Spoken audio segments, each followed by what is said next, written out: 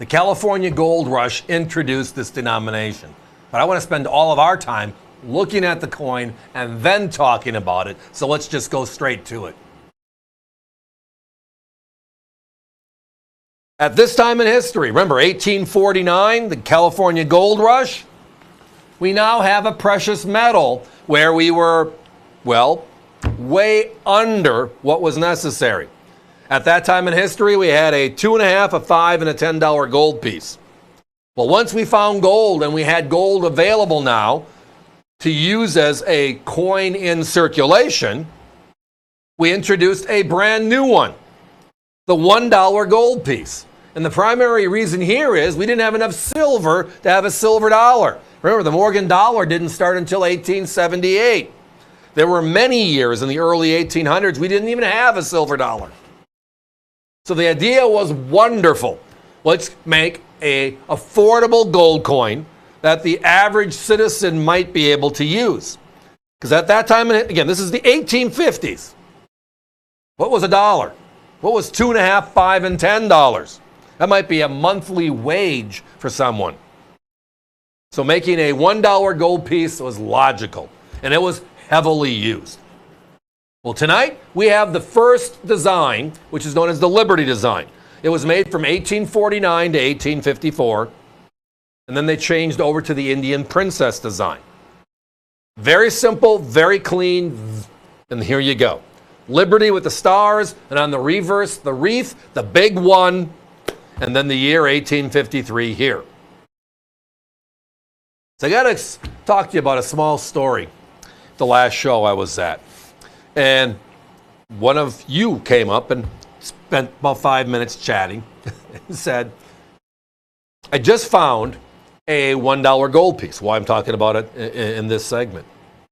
And the person I was looking to buy from had a beautiful looking piece, a nice uncirculated coin, but they wanted like $600 for it.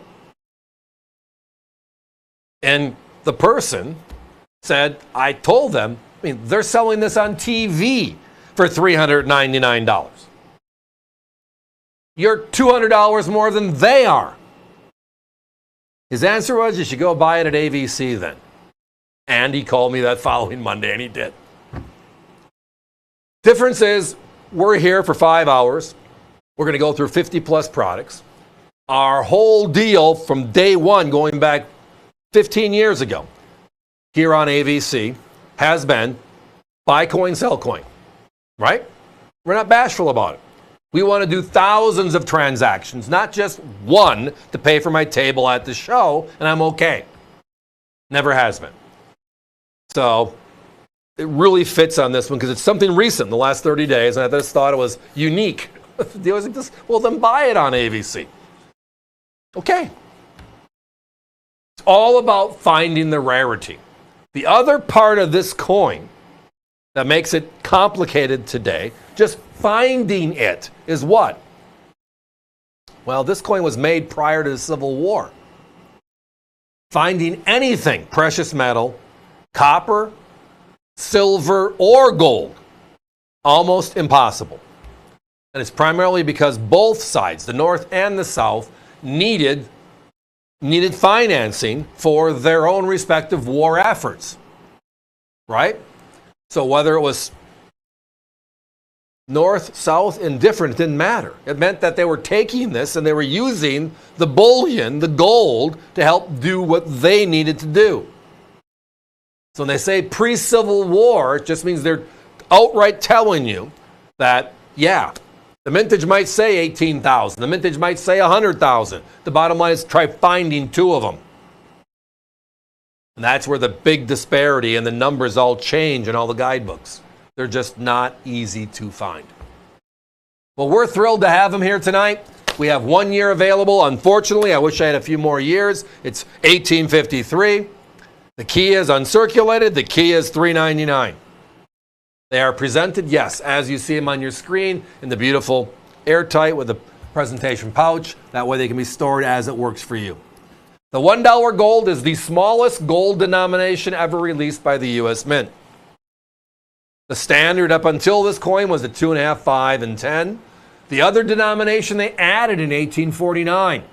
You've been to the Smithsonian, you probably saw the coin they made the first year, the $20 gold piece, the 1 ounce gold piece. And we made that for businesses and government to government transactions because we had gold now. No different of a storyline than the one for the citizens of the United States. Now, the series ended in 1889. So we're talking about a series that hasn't been out there for 135 years.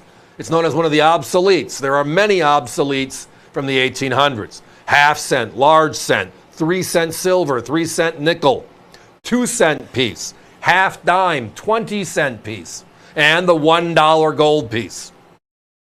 Coins that were made for a purpose at that time in history that no longer fit our purpose today. And the primary reason is they ended this in 1889 because people preferred the bigger silver dollar.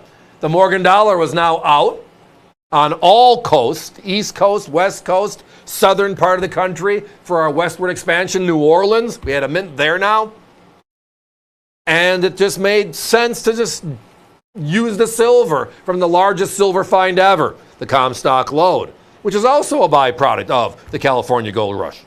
Let's go west on the Oregon Trail, wait for the mountains to clear, the passes to clear, and then some people stay behind and they found silver, the largest silver find ever. Can't make up the stories.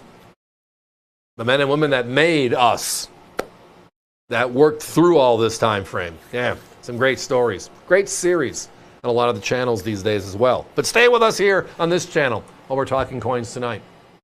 Guys, let's put a 30-second clock up, please. Down to only a couple coins left. If this is in your shopping cart, push it through. This one's going to sell out momentarily. The competition, I did reference that somebody at the show had it at $6. One of our competitors on TV has it at $5.95 on their website.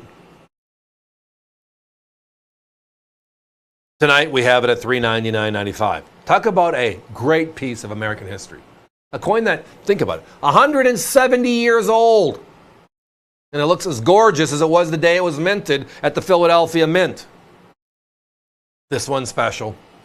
Got to give us a call.